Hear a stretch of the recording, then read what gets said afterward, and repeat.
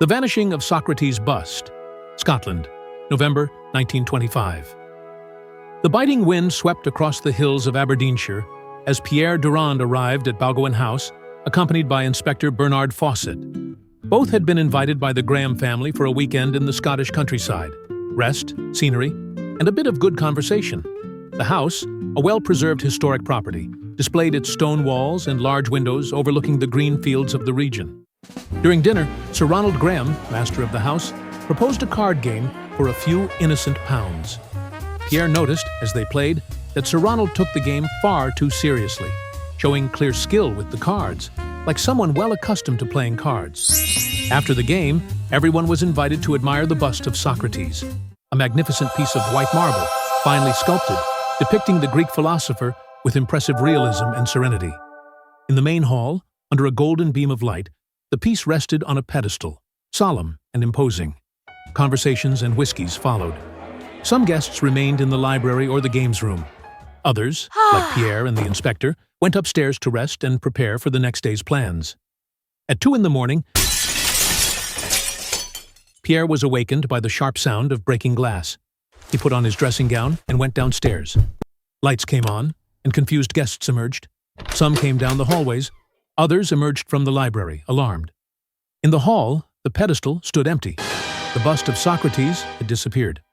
Sir Ronald claimed someone had stolen the bust, breaking the window to get in.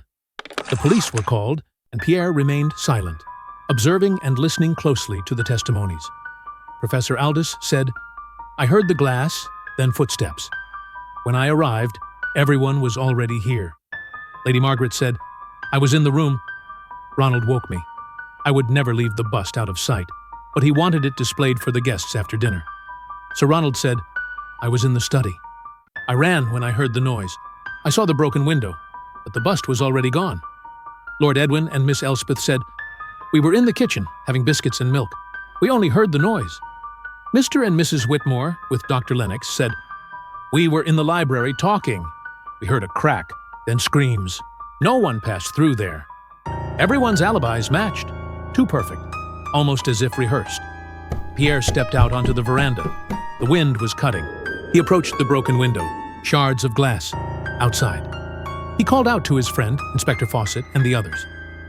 "When a window is broken from the outside in, the glass falls inside. Here, it's on the outside. It was broken from the inside out." Silence. Sir Ronald turned pale. "Since the window was broken from the inside out," Pierre continued, "that tells us the culprit is still among us.